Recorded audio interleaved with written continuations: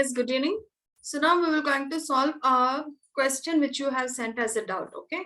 So it is T of n is equals to 16t into n by 4 plus n. Okay. So now this equation can be solved by using a master theorem.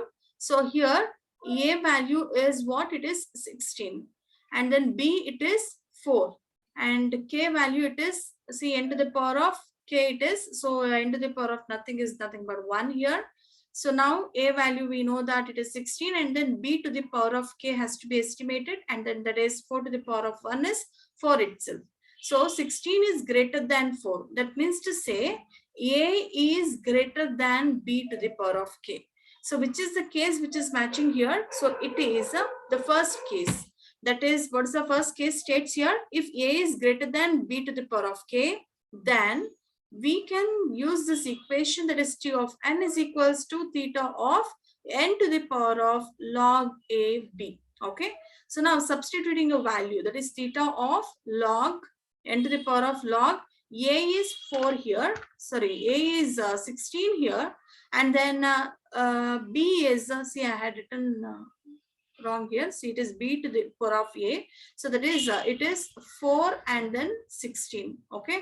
So that is, so we knew that the log value of this 4 to the power of 16, it is 2. Okay. So it is n square what I'm going to get here. Okay. So 2 can be written like this, and then this is the answer. And now we will take the another one question. So that is T of n is equals to 60 n by 3 plus n square log n. Okay, so now we're going to solve the same manner. Here a is equals to 6, b is 3. So and then k value it is 2.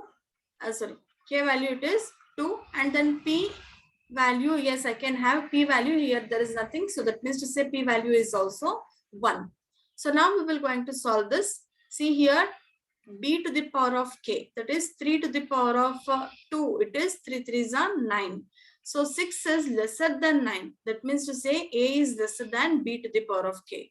Which case is matching here? It is 3, the third case. And p value is 1 here. So that means to say 3a is matching here. Okay, that is p, if p is greater than or equals to theta, then which is the equation I'm using? So T of n is equals to theta of n to the power of k log to the power of p n. Okay.